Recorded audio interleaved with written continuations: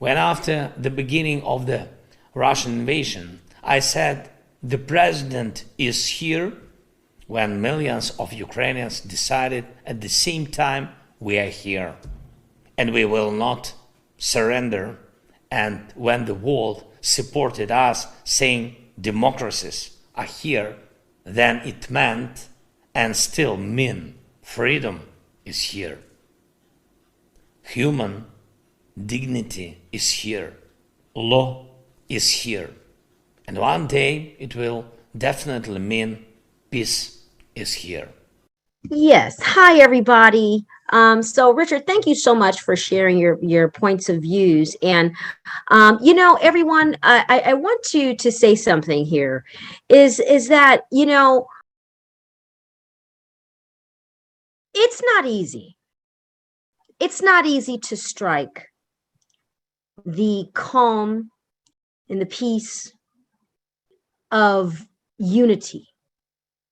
It's possible, but it's not easy, because we all have our very strong and extreme beliefs that we hold dear in our hearts and that we try to pontificate to the world. And I say that because I want you all to really understand that at the end of the day, what are we all here for? We're all here, as was discussed earlier and in the title of this program, to discuss what this midterm election is teaching us, so that we can take an active part in participation in making it better for the future. And also, we can be educated citizens in America, understanding the moves that we must make to make a difference. And when it comes to what Richard said about the Christian and neo-liberalism, is that what you called it, Richard? Some of neoliberalism, I did mention that, but Christian nationalism, yeah. So yes, we understand how, evangelical Christianity, I myself, as you guys all know, I'm an ordained minister. I was raised very evangelical Christian my entire life. I was a missionary for over 20 years. So I really do understand the mindset of Christian thinking. And in many ways, sometimes, that is used to say, maybe let's say on the left, for example, that, oh, they're too far progressive because let's say we are over here, right, with this feeling of our beliefs and things. But at the end of the day, we are all entitled to our own beliefs, whether I'm Christian or not, whether I am another kind of religion or not. At the end of the day, being in America is about learning to live here together. And we can have those opposing even beliefs, but we can learn to live in peace and really see everyone as very beneficial to the fabric of America. Francis, you have your hand up. Please unmute yourself and join in. Hey, y'all. Thanks. Francis, she, her, hers. So I'm a political organizer, and I have also run myself. But I spent this GOTV in St. Petersburg, Florida, working on the coordinated campaign to help, run a staging location. And I got to know a bit of what's going on in Florida firsthand. And some of my assessments include that I think a major problem is that the centrists in the party have pushed the progressives out. And that has led to a time where most progressives have formed their own organizations or organizing separately. And I believe that this isn't good for anyone, because it has led to the fact that the party's GOTV efforts didn't have enough volunteers, and the progressives are all sort of diffuse themselves. They're doing their own organizing, but like that lack of coordination, I think, is majorly a huge problem. And I think that, and while I respect Richard's views, I'm here, and I'm glad that we can have this dialogue, because I'm coming at this from a very other side. So what I've seen is, and I'll say that the candidates, even in Florida, that were running had pressure from the local county parties to run a centrist campaign, and all their messaging was weak. It was even, the party's messaging was like, Democrats are running to reduce costs and make sure everyone can live the American dream. And that is so uninspiring to anyone. And I was going, and I've seen this in other places too, where, there are, so even like Staten Island or Florida, where people think it's red or purple, No, there's just so many would-be Democrats that have completely given up on the political system. They Mhm. don't see how it would ever change their life, and they've given up. And mind you, there's also decades of voter repression that have been happening in Florida, and that's another big thing that needs to be acknowledged. And people are still getting threatening letters and phone calls. So, and people are scared to go out and vote. So the GOTV and those person-person conversations really does make a huge difference. But when we don't have enough volunteers to do that because the party has been fractured. Mhm. So I'm going to just close and I can maybe come back on later because I have many more thoughts, but I wanted to say that, I think about the blue no matter who folks. And then, so it's like, okay, well, let the progressives have our candidates. Because those of us who will only vote for a certain caliber of candidate who's not taking corporate money, who's actually putting people-centric things forward, let us have our votes, and then you all can vote blue no matter who, so I guess I will say that my mom, and I grew up evangelical Christian, my mom, Bernie Sanders moved her over from the Republican side because she actually views his views as very, very Christian. Wow. So I would say that I think, and also, I mean, this attacks on socialism. Again, I think that we need to maybe package the messaging different. And I know in Florida, there's obviously a lot of folks immigrated from South and Central America who have deep triggers from the words, but I don't think that means we can abandon the real people-centered, uplifting the poor. We got to stop talking about the middle class and start talking about the poor as well. And anyway, so I'm going to stop there. And I did invite everyone to Wednesday. I'm having a little gathering with some of the Florida folks and people I know from all over the country. You're all welcome to join there too, including. That's beautiful, Francis. Put that information down in the chat for us so we can know about that more. And I think you bring up some wonderful things about what's happening on the ground. Messaging is very important. Would you all agree that if we need to further galvanize the message so that we can get what we want at the polls and the end result, that we definitely need to come together more and have a well-constructed messaging, right? That really appeals to all American citizens and that hits it on the head? I think we'd all agree with that. So I think that's very important for us, Francis. And honestly, in this discussion, we like to discuss what has happened and what are the struggles we saw, but let's also talk about some of those wins. But let's also talk about how we're going to move forward, because that's how we take what we've learned. What can the past give us, right? The lessons, right? So let's take the lessons with us. Let's learn the lessons and move forward and make better choices for the future. I want to go to Frank Porter. Frank, your hand is up, my friend. Please do share. Thank you so much for being here.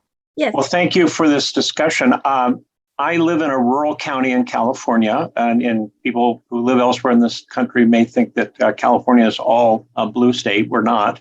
Right. We have about 12 or 15 counties that are very red, and some of them are probably in this purple spectrum. And I live in one of those red counties. And we've been spending a lot of time over the last 4 cycles really focusing on local issues, local down ballot races to try and build our base of Democrats in our county. And it's working. We focused on local issues and local values, and also in our canvassing, talking to people in authentic ways. And I really would recommend to folks, there's a thing called the Rural Urban Bridge Divide Project Initiative, and I'll put it in the link. They have done a lot of research on how Democrats can succeed in rural America, because honestly, when you break down what goes on in our country and what parts are red and what parts are not red, basically it's the rural areas, or it's the rural Midwestern states. In many ways, if you look at the voter breakdown in our county, in El Dorado County in California, it much mirrors much of what you'd see in the Midwest. And that's true around the country, in parts of Oregon, parts of Washington. Again, very rural and rural values. And you have to approach rural issues differently and more authentically. And I think the Rural Urban Divide Bridge Initiative has done a nice job of really providing some good resources for Democrats to think about how we message when we go out and campaign and do door-to-door work and work on the phone, but particularly the canvassing work, how you talk in authentic ways and find those common values that Dom talked about. Focus on the commonalities, because there are a lot more commonalities than you expect. And you, over time, will start winning over voters. And I think we also need to spread a lot. We are weak in our area in the area of youth engagement, primarily because we have such an older population in our county, and that's an area that we have to work on. But I really would recommend the Rural Urban Divide Initiative. I'll put a link in the chat. I encourage you to check it out. They have some resources, and I think it's a valuable thing to spend a little time studying. Thank you so much. Thank you, Frank. Yeah, that was great, Frank. Frank, drop your information, please, for me in the chat there. I'd love to stay connected with you. You seem to have ear to the pulse, the ground. And I lived in the midterms. Midwest. I live in the Midwest. And he's right. We really have to address Midwest rural communities a certain way. And me personally, I have a very interesting experience with that. Being an evangelical, having been a missionary in that area, Minnesota, Iowa, North, South Dakota, really there's a way you relate to those. But he's right. Frank is right. If you relate to them and you speak about values, we will definitely win in terms of moving us forward more holistically. But we got to learn how to talk to one another. That's the thing. We got to learn how to talk to each other. Melissa Kirk, you are next, please. Hi, yes. I was wondering why it is that apparently for Democrats or liberals, there aren't any, or that I know of, there aren't any national conferences such as so conservatives have the Conservative Political Action Conference. They have Turning Point USA. How come there aren't any such conferences, but more for liberal people, or even for libertarians? Would anybody maybe be able to answer that? I have a comment about that. And my view, probably expressed here, you see, is that liberalism is under attack. And we have it right now, we're controlled by the extremes. And our country is highly divided, and we're losing the middle. So we've, on the right, we have, of course, the fascist attacking liberalism. That's true. But on the left, we have the socialist attacking liberalism because it's not socialism. So we're in this space where the liberal middle of America is being neglected and is under attack. And liberalism has become passé. Even in academia, there's a lot of socialists in academia. But liberalism is, so we're not seeing anything on liberalism because nobody calls themselves a liberal anymore, basically. And nobody wants to take that label anymore because it's looked at as neoliberal or it's looked at as not socialist. And so we've got other things like that. But we have plenty of programs for progressives and plenty of Zoom meetings like this and plenty of discussions where we on the left can talk about these issues. And so that's why you don't see the word liberal thrown around that much, except here and there. And why we have to have all these avoidance of the word liberal, like liberal democracy and so forth. Well, Thank and you so much. also, can I talk a little bit about the rural-urban divide, all right? But I take a look at New Mexico, all right? So New Mexico is a pretty rural state, right? Like, I would say maybe Albuquerque is its biggest city, and Albuquerque is really more like a big town than a large city. But so New Mexico, though, elected mostly Democrats in this midterm election. And so I'm just thinking, that New Mexico breaks, the rule somewhat, that rural areas elect mostly Republicans and urban areas elect Democrats. But in New Mexico, it was that rural and urban are his elected Democrats. And so I'm just wondering if there was something, okay, that New Mexico is doing, okay, that So what you're seeing there, Melissa, is two different phenomena occurring in New Mexico. In New Yeah. Mexico, the first thing is it's a growing minority population. Of course, we know it's a huge Native American population there, but also growing Latin American population in New Mexico. And the second thing is that there's a huge migration that has taken place since the pandemic, even prior, of people from the West Coast, so California, let's see where I live, into places like next door, which is like New Mexico or Arizona or Nevada. Those areas are getting more of an influx. And so they're getting people coming from more of a liberal leaning perspective going into those areas. And so that's why they are actually changing in their political kind of where they generally tend to stand. So there's a lot of things that are at work and at play here in the mix of everything that we've discussed, be it because of the issues of propaganda that always exist out there. We know that, whether it's the issues of extremism in either corner, whether it's the issues of lacking unity and being so strongly divided of different religions and ideas. At the end of the day, this midterms 2022 has taught us one huge lesson, and the huge lesson that encapsulates all of that is this. As a country, yes, we are divided. As a country, yes, fear has divided us. But what is the one thing, my friends, that conquers fear? It's love. And while that word love might sound rather soft to some, love simply means care, trust, understood, understanding, support, the feeling of being loved. It taught us that we as American people want our government to love us and treat us that they care about us and we can trust it. So we have to continue to fight to make sure that we can trust our government. We have to continue to fight to make sure that we are willing to protect our democracy at all costs. And we have to continue to remember that the arc of justice goes all the way north and points forward for us all.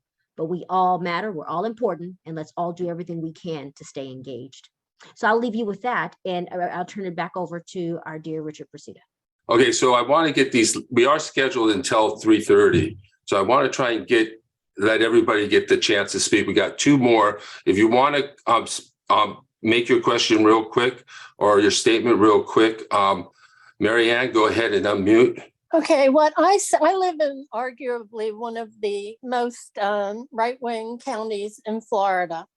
And what I have seen the past election at the lower level elections, not the higher level, which we know all went Republican, is that even at the lower level, people were voting party over principles, because principally they were talking about the fact that they didn't want more growth, that they wanted to curb the way our city was being affected. And yet all the people who were pro-growth, pro the big developers were the ones who got elected. So how do we begin to get people back to voting for their principles instead of their party? Well, the biggest indicator of who you're going to vote for is who your parents voted, what party your parents voted for. So that's a big stop right there. And then yeah. And then, we do have to appeal to people. We can't just start fights with people. We do have to appeal to them and their values and their beliefs. Rural America, they're proud to be American. They're proud to be American. And we should be too. To Mary Ann's point of how do we get people to vote not on their party and on their principles, really that's about how we talk to one another. It really is. If I talk to you, you said you're in a very, very red area. I'm in Orange County in a very red area, the reddest area down here in the particular area that Republicans try to hold. So when I talk to other businessmen or people that I have to work with as a Black woman in Huntington Beach in America, in a very red area, I still want I want to help them to see the issues that we care about are important. So how do I talk to them? I don't focus on the things that I know that we may clash upon, because those kinds of things will immediately elicit, as Richard brought up, just rancor and just issues and struggle and strife. So it's not going to be about that. It's going to be about our principles, our values. I know I want to feel safe, and they want to feel safe. So I know they care about, maybe our borders and our homeland security. I doesn't mean I don't care about that either. I do too. So we try to align, Marianne, where we can, and this is to everybody, and try not to judge someone based on their party, if they're Republican or whatever. Don't do that. Talk to their soul and their spirit. That's what's most important. But we had two more. We had two more. Abby, go ahead. Hi, good evening, everyone. The point I want to make, and it's something I feel so strongly about, is that as Democrats or as people who believe in democracy, and actually it's 2 points. The first is focus on the big issues. I think we look at the midterm elections, and it was really close. In some elections, 10,000 votes, and there would have been other people in places. So, and people who were dangerous. I don't think we're through the dangerous time. So instead of all of us focusing on, maybe household, neighbor, or community issues, sometimes we really need to look at a larger issue, at what affects us all, right? The second thing is, and it's something that I find that also concerns me, my personal life, is defining the narrative. I find so often we kind of seed the issue and then immediately are on defense. So I'll give an example of where I think about that. It's using the word woke, and woke is now almost a pejorative, like an insult. And it, at its beginning, at least when I heard it, it never was. It was almost like a rallying cry. Stay woke, keep your head on the swivel. And now it's used negatively. And I think if we consistently define what we're talking about, define the issues, then we can be on offense and be and make a declarative argument and be for something instead of defending against something else. Thank you. Thank you. Okay. How about let's move on to Jim. Go ahead and unmute. Thank you so much, Abby. Yeah, Richard, I didn't see all the chat. I actually kind of got bounced for a brief period and stuff, so I missed some of the chat. I assume that a lot of people were pushing back on you, but I just want to say, as somebody who helped start the Obama campaign in 2007 in Virginia and worked with the Obama campaign in general, organizing young people and being involved in Virginia politics, where we always have a battleground election every year.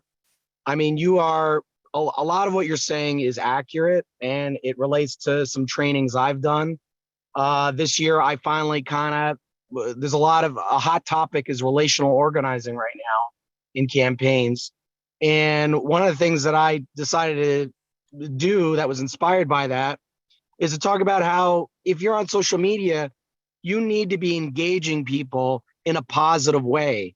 You can't get buried in tribalism and baggage and fear and hate of the other side. You have to be sharing messages of hope and solution-focused facts or actions and things like that, policies. And right now, a lot of the energy that I see on the left or the Democratic side, a lot of it is totally without strategy and without focus. I manage a Facebook group that is for Virginia Democrats, and most of the submissions are about Trump and memes that do nothing to engage or educate the audience, or volunteer opportunities, anything. And they're basically super spreaders, a lot of these activists, in not in a good way, of information that is useless. So I got to back up a lot of what you're saying. I think maybe you could say it in a way that won't trigger people as much, but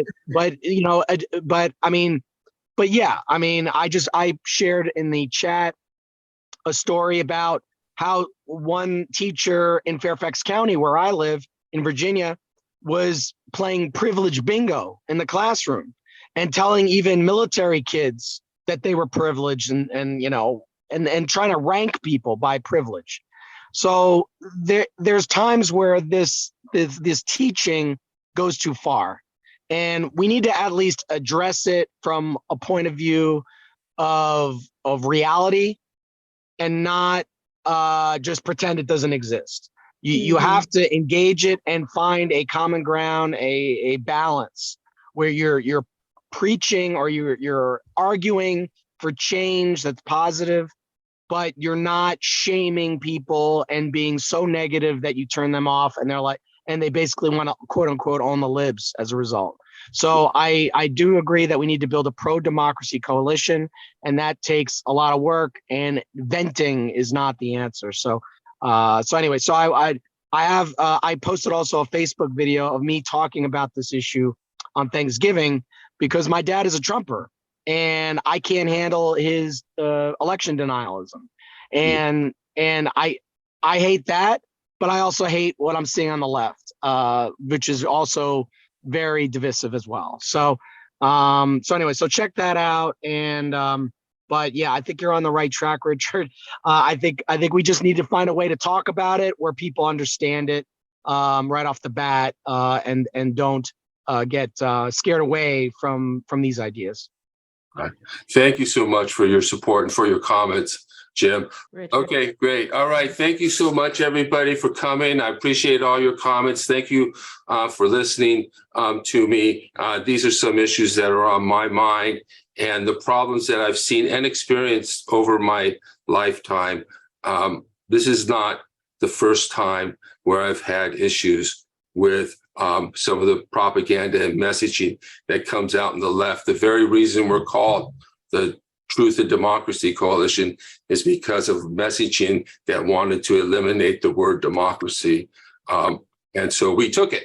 We took that word because we knew it was a good word. So thank you, everybody, and for coming. And thank you, Dom, for being here. Thank you for your patience and for your intelligence and for your willingness to listen and to be a part of this. Thank you so much. Will you please open that up and read what's in there? Was it for me? What is it?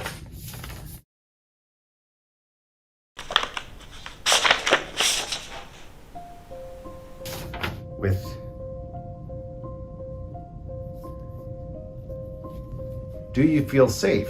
You shouldn't. Everyone with a gun is going to be at your house. It's time to spill blood. You know I'm a comedy guy, right? What is this? This is for people who are working our elections, volunteering. Yeah. Just the people that work at the polls? Mm-hmm. That is bone chilling. You're all going to die, and it is what you deserve.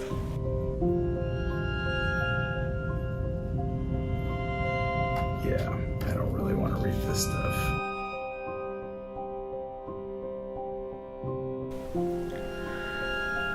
Working at an election should not be a dangerous job. It is truly chilling to receive something like this. We have to help protect our election workers. They're doing something great for our democracy, and yeah, they deserve our gratitude and apparently our protection as well.